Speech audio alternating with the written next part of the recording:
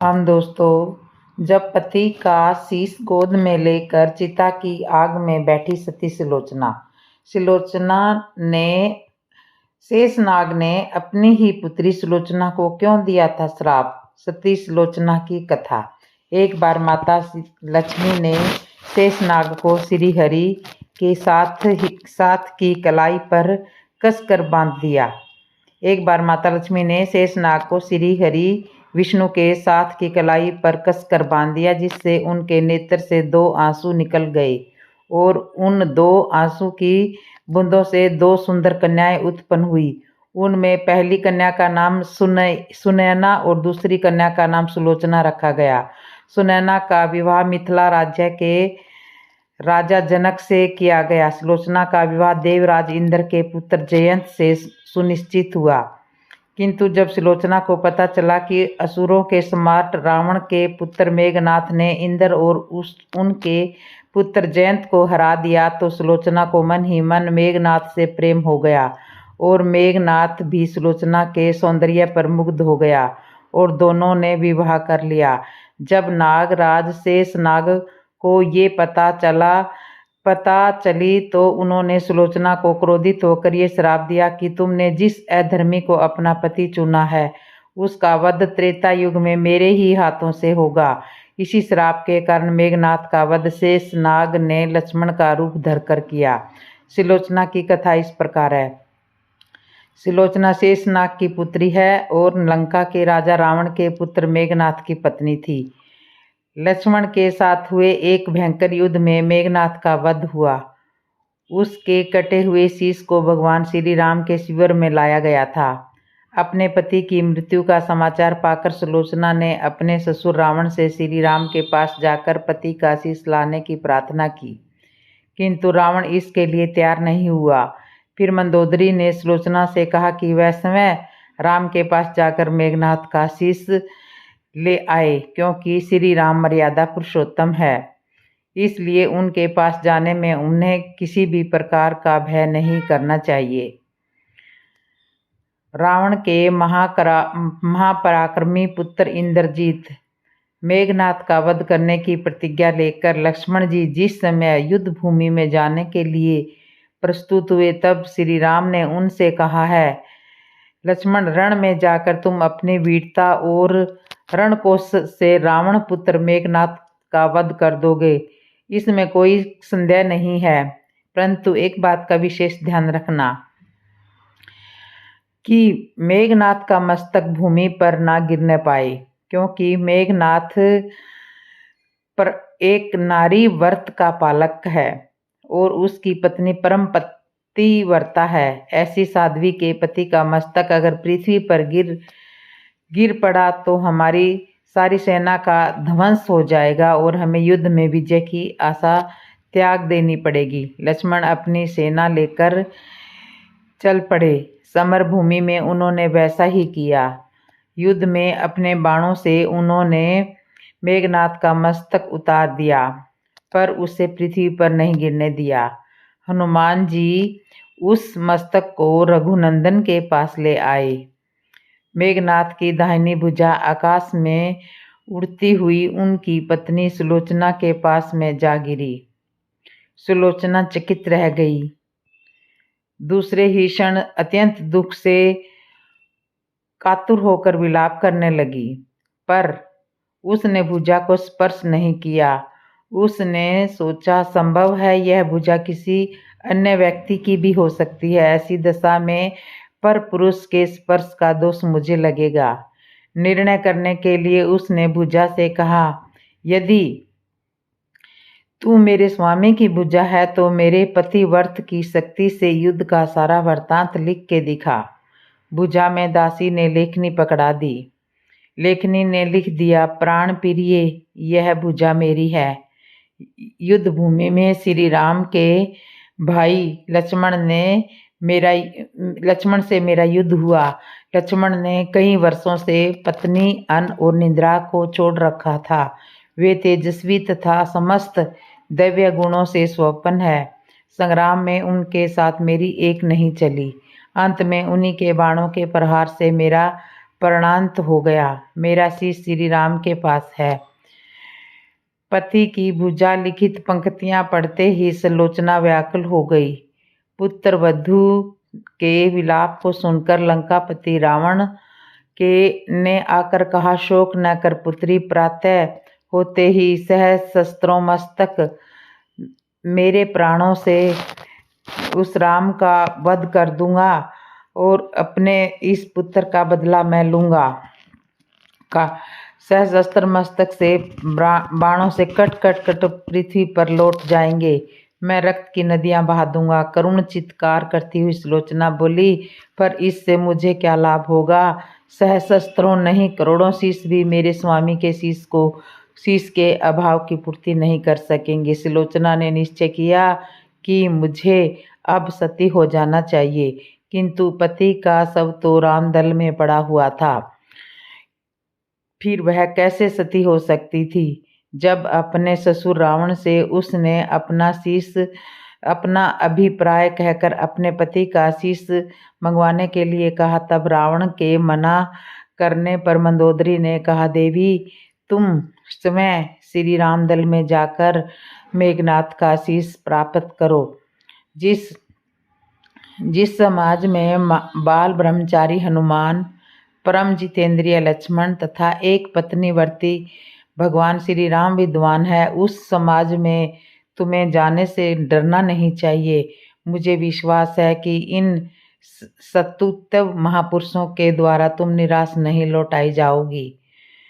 सुलोचना के आने का समाचार सुनते ही श्री राम जी खड़े हो गए और स्वयं चलकर सुलोचना के पास आ गए और बोले, देवी तुम्हारे पति विश्व के अत्यंत पराक्रमी योद्धा थे। उनमें बहुत से सद्गुण थे, किंतु विधि की लिखी लेखनी को कोई नहीं बदल सकता। आज तुम्हें इस तरह देखकर मेरे मन में बहुत बड़ा पीड़ा हो रही है। सुलोचना भगवान की स्तुति करने लगी। श्री राम ने उसे बीच में ही टोकते हुए कहा, देवी मुझे लज्जित ना करो। पतिव्रता की महिमा अपार है, उसकी शक्ति की तुलना नहीं है। मैं जानता हूँ कि तुम परम सती हो। तुम्हारे अस्तित्व से तो विश्व भी थर्राता है। आपने समय यहाँ आने का कारण बताओ कि मैं तुम्हारी किस प्रकार से सहायता कर सकता हूँ। सुलोचना ने आंसुपूरित नयनों से प्रभु की ओर देखा और बोली, राघवेंद्र मैं सती होने के लिए अपने पति का मस्तक लेने के लिए आपके पास आई हूँ। श्री राम ने शीघ्र ही ससमान मेघनाथ का शीश मंगवाया और सुलोचना को दे दिया। पति का शीश देखते ही सुलोचना का हृदय अत्यधिक द्रवित हो गया। उसकी आंखों से जोर से आंसू बरसने लगे। रोते रोते उसने पास खड़े लक्ष्मण की ओर देखा और कहा, सुमित्रा नंदन तुम भूल कर भी इस बात का गर्व मत करना कि मेघनाथ का वध मैंने किया है। मेघनाथ को धराशायी करने की शक्ति विश्व में किसी के पास भी नहीं थी। यह तो 2 पतिव्रता नारियों का भाग्य था। आपकी पत्नी भी पतिव्रता है और मैं भी पति चरणों में अनुरक्ति रखने वाली उनकी अनन्य उपासिका हूँ। पर मेरे पति देव पतिव्रता नारी का अपहरण करने वाले पिता का अन्न खाते थे और उन्हीं के लिए युद्ध में उतरे थे। इसी से मेरे जीवन धन परलोक सिधारे। सभी योद्धा सुलोचना को राम शिविर में देखकर चकित थे। वे ये नहीं समझ पा रहे थे कि सुलोचना को यह कैसे पता चला कि उनके पति का शीश राम शिविर में भगवान श्री राम के पास है। जिज्ञासा शांत करने के लिए सुग्रीव ने पूछ ही लिया कि यह आपको कैसे ज्ञात हुआ कि मेघनाथ का शीश रामदल में राम जी के शिविर में है। सुलोचना ने स्पष्टता से बता दिया कि मेरे पति की भुजा युद्ध भूमि से उड़ती हुई मेरे पास में जा आकर गिरी थी। उसी ने लिखकर मुझे यह सब कुछ बताया। व्यंग भरे शब्दों में सुग्रीव बोल उठे, निष्प्राण भुजा यदि लिख सकती है, फिर तो यह कटा हुआ सिर भी हंस सकता है। श्री राम जी ने कहा, व्यर्थ बातें मत करो मित्र, पतिव्रता के महत्व को तुम नहीं जानते। यदि वह चाहे तो यह कटा हुआ सिर अभी भी हंस सकता है। श्री राम की मुख करती देखकर सुलोचना उनके भावों को समझ गई थी। उसने कहा, यदि मैं मन, वचन और कर्म से अपने पति को देवता मानती हूँ तो मेरे पति का यह निर्जीव मस्तक हंस उठे। सुलोचना की इतनी बात पूरी भी नहीं हुई थी कि कटा हुआ मस्तक जोर जोर से हंसने लगा। यह देखकर सभी दंग रह गए। सभी ने पतिव्रता सुलोचना को प्रणाम किया। सभी पतिव्रता की महिमा का गुणगान करने लगे। सभी पतिव्रती महिमा से परिचित हो गए। चलते समय सुलोचना ने श्री राम जी से प्रार्थना की, भगवान, आज मेरे पति की अंत्येष्टि क्रिया है और मैं उनकी सहचरी उनसे मिलने जा रही हूँ, अतः आज युद्ध बंद रहे। श्री राम ने सुलोचना की प्रार्थना स्वीकार कर ली। सुलोचना पति का शव लेकर वापस लंका आ गई। लंका में समुद्र के तट पर एक चंदन की चिता तैयार की गई। पति का शीश गोद में लेकर सुलोचना चिता पर बैठ गई और धधकती हुई अग्नि में कुछ ही क्षणों में सती हो गई। तो इस तरह से पति का शीश गोद में लेकर सुलोचना सती हो गई। 14 साल तक लक्ष्मण ने ये 3 काम नहीं किए थे, तभी तो मेघनाथ का वध कर पाए थे। यदि लक्ष्मण का यह तप पूर्ण नहीं होता तो मेघनाथ नहीं मारा जाता। मेघनाथ लंकापति रावण का सबसे बड़ा पुत्र और युवराज था। माना जाता है कि रावण बहुत बड़ा विद्वान था। रावण अपने से भी कहीं ज़्यादा गुणवान, पराक्रमी और विद्वान अपने पुत्र मेघनाथ को बनाना चाहता था। धर्म ग्रंथों के अनुसार अपने पुत्र को सबसे ज़्यादा शक्तिशाली और अजर अमर बनाने की कामना को लेकर त्रिलोक विजेता रावण ने उसके जन्म के समय सभी देवताओं को एक ही स्थान पर अर्थात 11वें घर में मौजूद रहने के लिए कहा था। लेकिन भगवान शनिदेव ने रावण की आज्ञा का पालन नहीं किया और 12वें ग्रह में जाकर बैठ गए, जिससे मेघनाथ अजर अमर न हो। श्री राम और रावण के बीच युद्ध में लक्ष्मण ने मेघनाथ का वध किया। लक्ष्मण ने अपने बाण से मेघनाथ का सिर धड़ से अलग कर दिया था। कहते हैं कि लक्ष्मण जी के अलावा मेघनाथ को कोई भी मार नहीं सकता था। आखिर क्यों? यह कथा हमें रामायण से मिलती है। एक बार की बात है कि अगस्त्य मुनि अयोध्या आए और लंका युद्ध पर चर्चा करने लगे।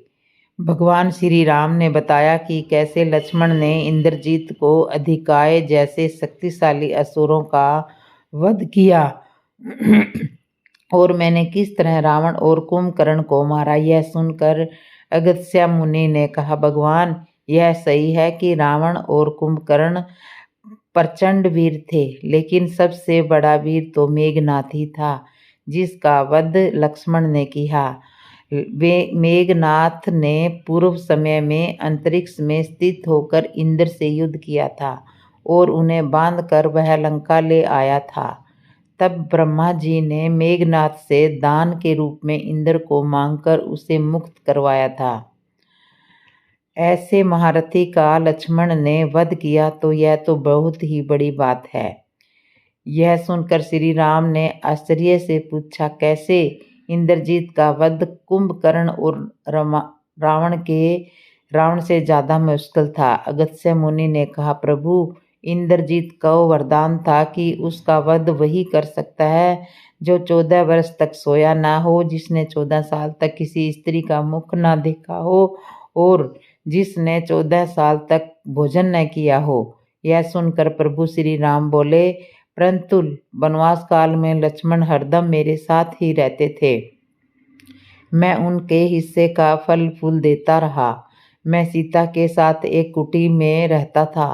बगल की कुटी में लक्ष्मण जी थे। फिर सीता का मुख भी न देखा हो और 14 वर्ष तक सोए भी न हो, और कैसे संभव हो सकता है ये? अगस्त्य मुनि समझ रहे थे कि प्रभु श्री राम सब जानते हैं, लेकिन फिर भी मुझसे पूछ रहे हैं।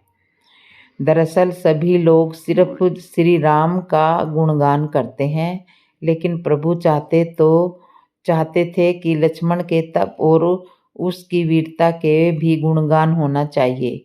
तब अगस्त्य मुनि ने कहा कि क्यों न इसका राज लक्ष्मण जी से पूछा जाए।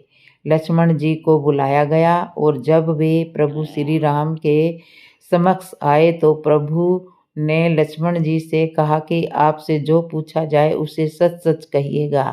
प्रभु ने पूछा, हम तीनों 14 वर्ष तक साथ रहे, फिर तुमने सीता जी का मुख कैसे नहीं देखा?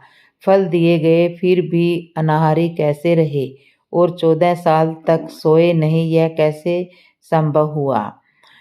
तब लक्ष्मण जी ने बताया, भैया, जब हम भाभी को तलाशते हुए यशमुख पर्वत पर गए तो सुग्रीव ने हमें उनके आभूषण दिखाकर पहचानने को कहा था। आपको याद होगा कि मैं तो सिवाय उनके पैरों के नपुर के कोई आभूषण नहीं पहचान पाया था, क्योंकि मैंने कभी भी उनके चरणों के ऊपर देखा ही नहीं। अब 14 वर्ष सोए नहीं, इसके बारे में सुनिए। आप और भाभी एक कुटिया में सोते थे। मैं रात भर बाहर आबू धनुष पर बाण चढ़ाए पहरेदारी में खड़ा रहता था। निंद्रा ने मेरी आंखों पर कब्जा करने की कोशिश की थी। तो मैंने निंद्रा को अपने बाणों से बेंध लिया था। कहते हैं कि लक्ष्मण के बदले उनकी पत्नी 14 वर्ष तक सोती रही थी।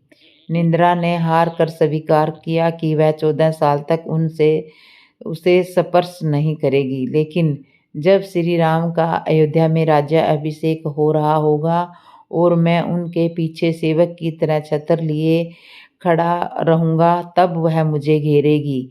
आपको मालूम होगा, राज्याभिषेक के समय मेरे हाथ से छत्र गिर गया था।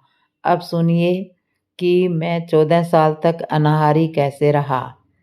मैं जो फल फूल लाता था, आप उसके 3 भाग करते थे। एक भाग देकर आप मुझसे कहते थे, लक्ष्मण, फल रख लो। आपने कभी फल खाने के लिए नहीं कहा।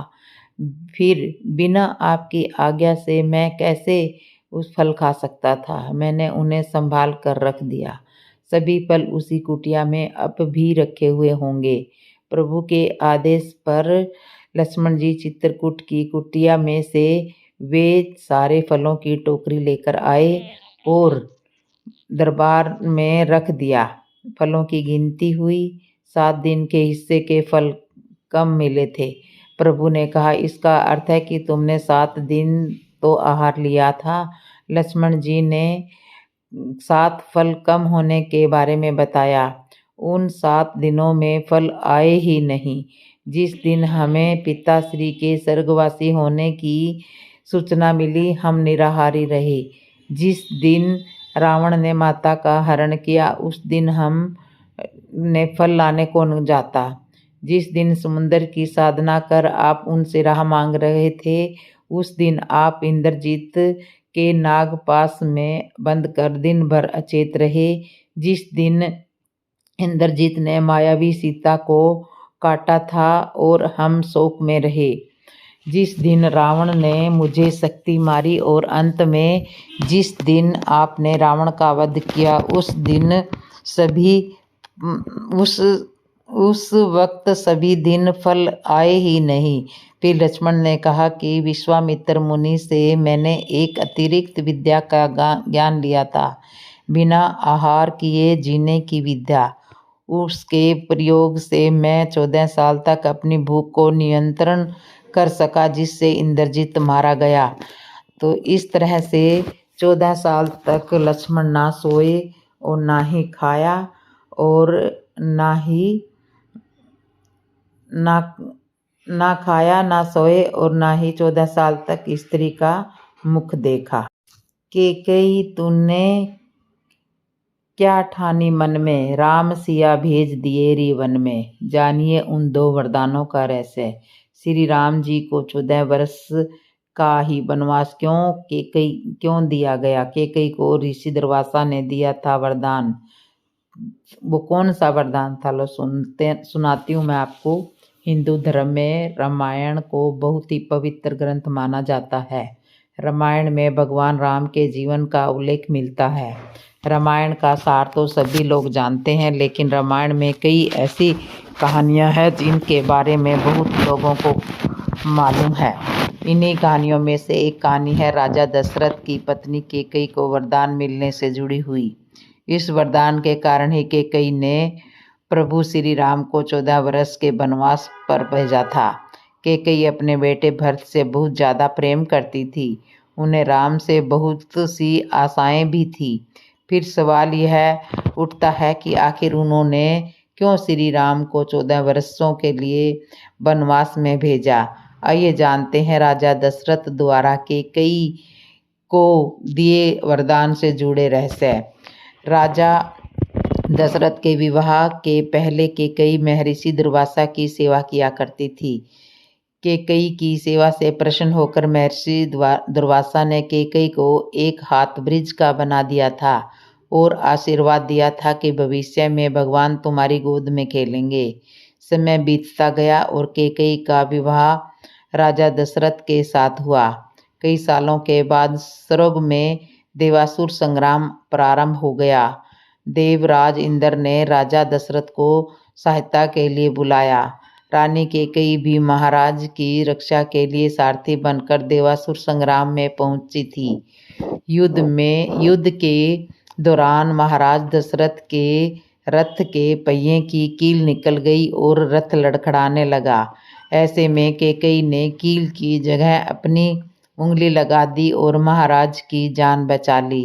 राजा दशरथ केकई के युद्ध भूमि में साहस से बहुत प्रसन्न हुए और उन्हें 3 वरदान मांगने के लिए कहा। केकई ने उस समय प्रेमवश कह दिया कि इसकी जरूरत नहीं है, अगर कभी जरूरत होगी तो मांग लूंगी। केकई ने राजा दशरथ को इसी वरदान के जाल में फंसा लिया और राम के लिए 14 वर्ष का वनवास मांग लिया। लेकिन राम के लिए केकई ने 14 वर्ष का वनवास ही क्यों मांगा, इसके पीछे अनेक राज है। केकई ने ही श्री राम के लिए 14 वर्ष का वनवास मांगकर यह समझाया कि व्यक्ति युवावस्था में अपनी 14 यानी कि 5 ज्ञानेंद्रियां, 5 कर्मेंद्रियां और मन, बुद्धि और चित्त और अहंकार को बस में रखेगा, तभी अपने अंदर के घमंड और रावण को मार पाएगा।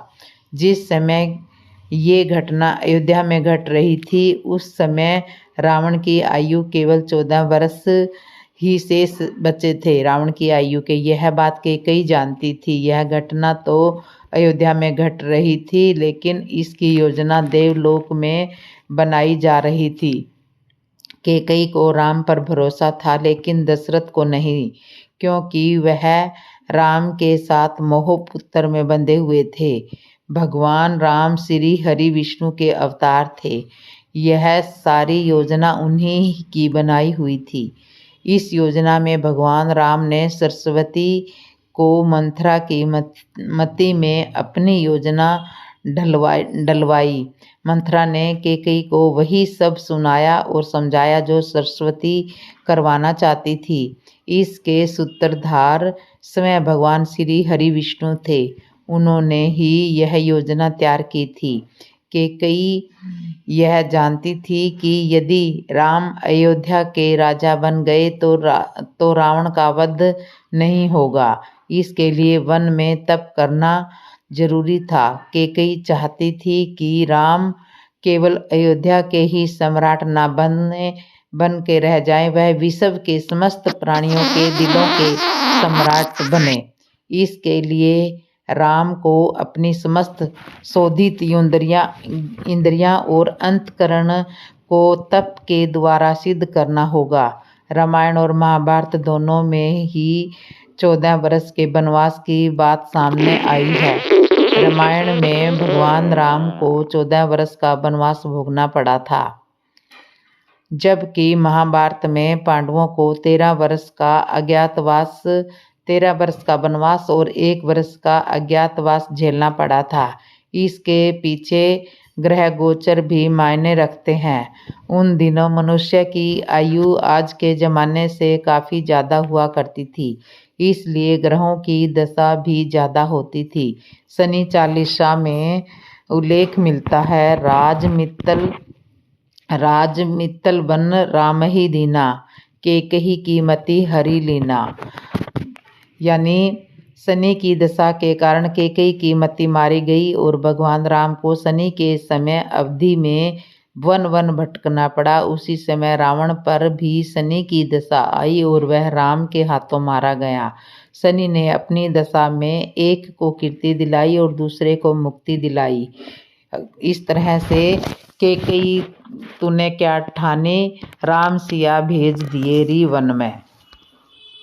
रामेश्वर ज्योतिर्लिंग की स्थापना करने के लिए रावण को ही क्यों बुलाया गया था? जानिए कैसे हुई रामेश्वर ज्योतिर्लिंग की स्थापना। श्री राम से रावण ने कौन सी विचित्र दक्षिणा मांगी थी?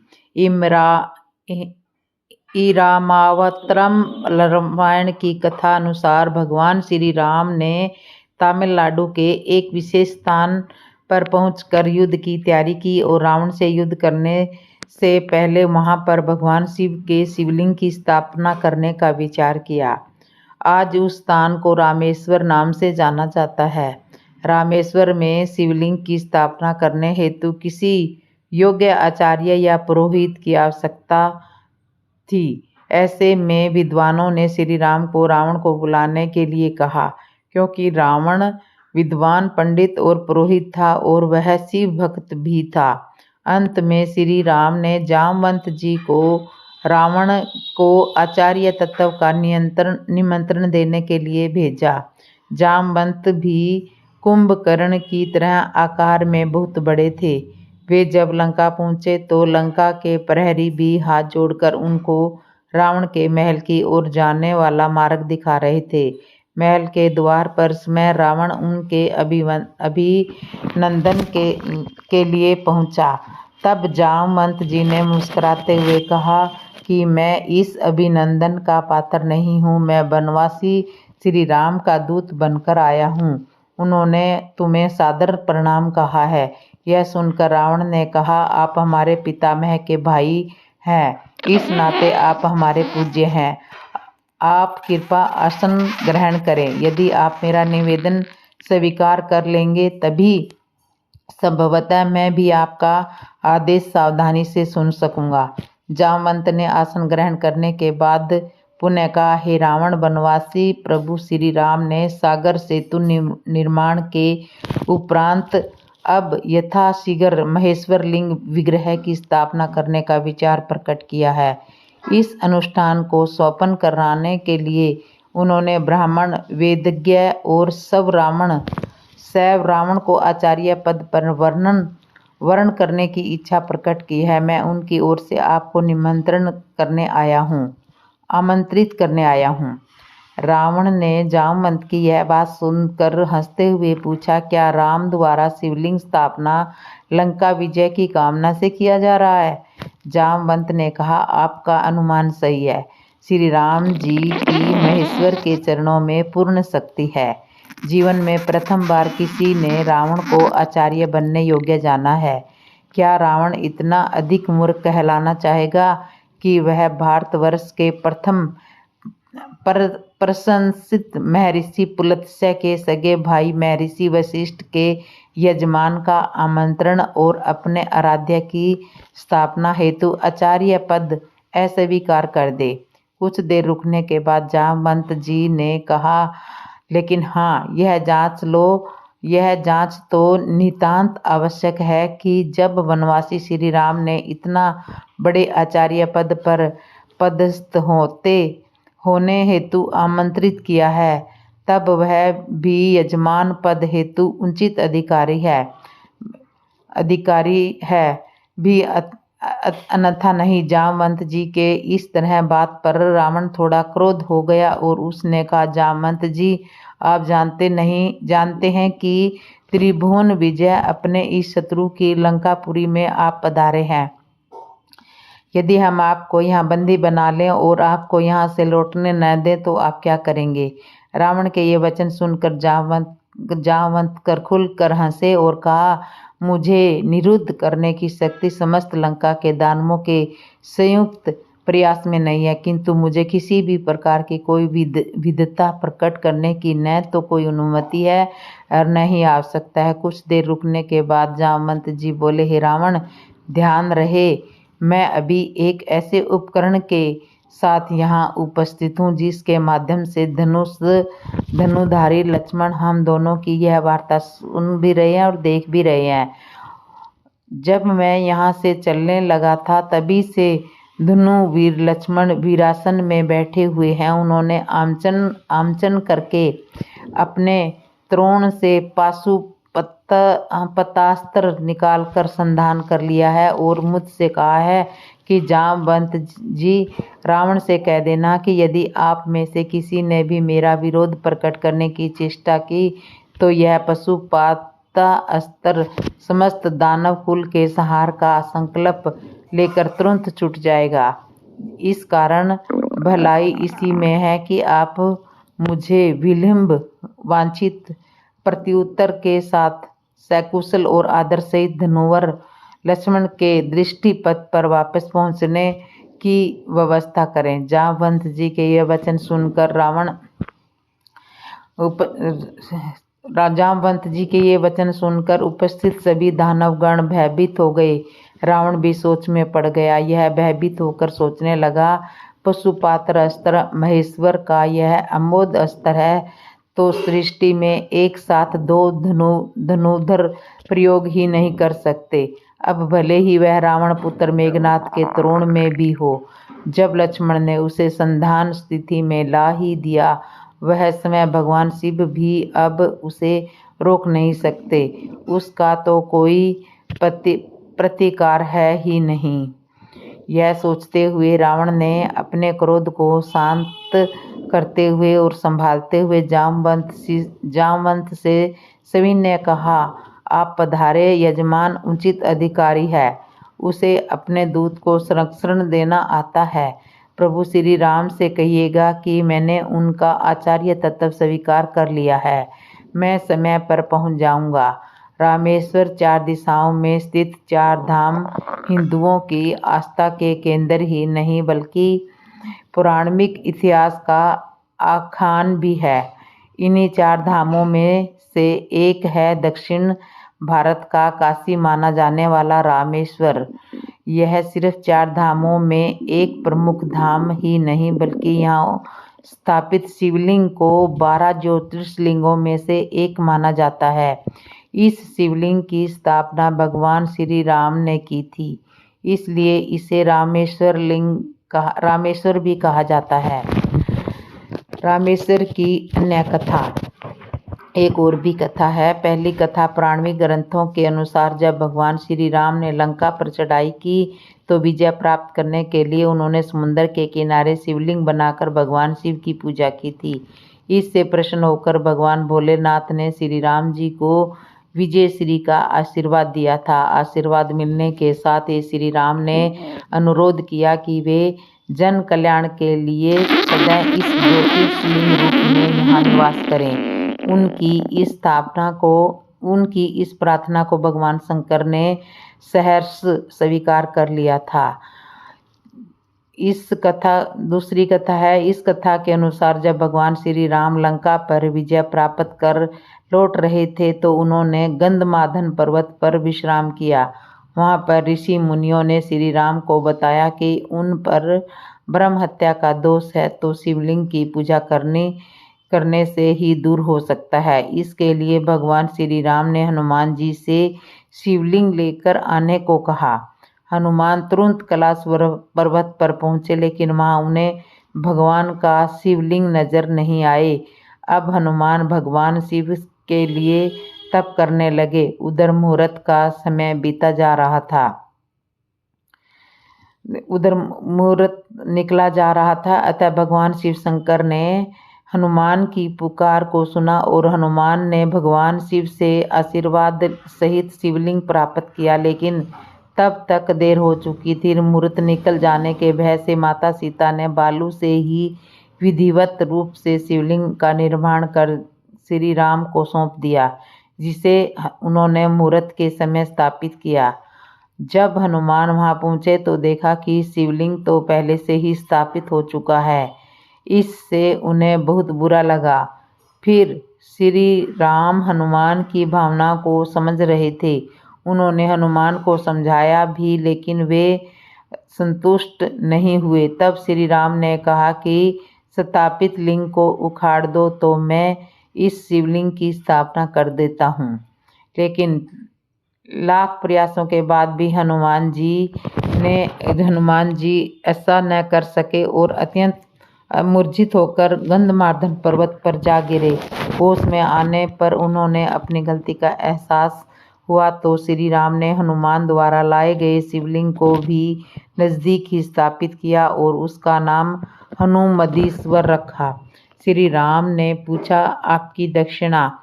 तब पुनः एक बार सभी को चौंकाया। रावण ने आचार्य के शब्दों ने एक बार फिर चौंकाया। आचार्य के शब्दों ने घबराओ नहीं, यजमान श्रवणपुरी के स्वामी श्री दक्षिणा संपत्ति नहीं हो सकती। आचार्य जानते हैं कि उनका यजमान वर्तमान में वनवासी है, लेकिन फिर भी राम अपने आचार्य की जो भी मांगो उसे पूरी करने की प्रतिज्ञा करता है। आचार्य जब मृत्युशैया आचार्य कहता है कि जब मृत्युशैया ग्रहण करूं तब यजमान सम्मुख उपस्थित रहे। आचार्य ने अपनी दक्षिणा मांगी। ऐसा ही होगा। आचार्य यजमान ने वचन दिया और समय आने पर रावण के अंतिम समय में निभाया भी। तो इस तरह से रामेश्वर लिंग की स्थापना हुई और रावण ने ये दक्षिणा मांगी कि जब मेरा अंतिम सांस निकले, मेरे प्राण निकले, तो मेरे सामने आप खड़े हों।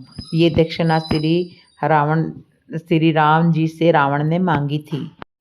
सीता जी की अग्नि परीक्षा का वो रहस्य जो श्री राम ने सिर्फ लक्ष्मण जी को बताया था।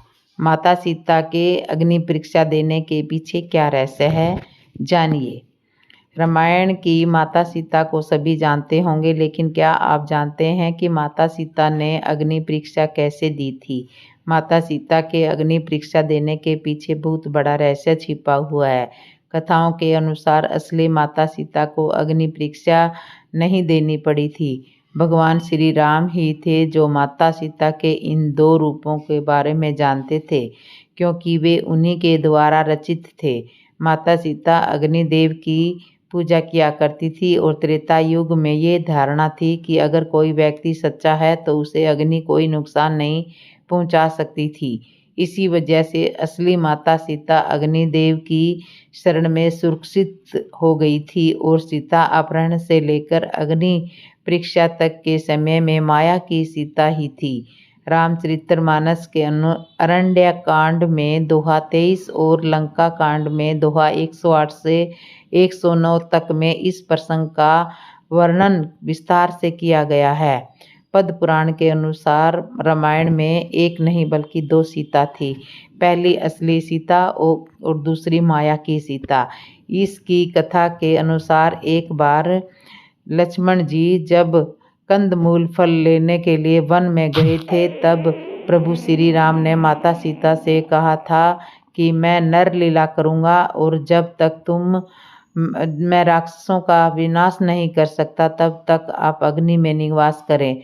ऐसा कहकर श्री राम ने माता सीता को अग्निदेव को सौंप दिया और उसके बाद असली सीता जी की जगह माया की सीता प्रकट हो गई। जब सीता जी का अपहरण हुआ तब वो माया की सीता ही थी। जब युद्ध समाप्त हो गया और राक्षसों का विनाश हो गया, भगवान श्री राम ने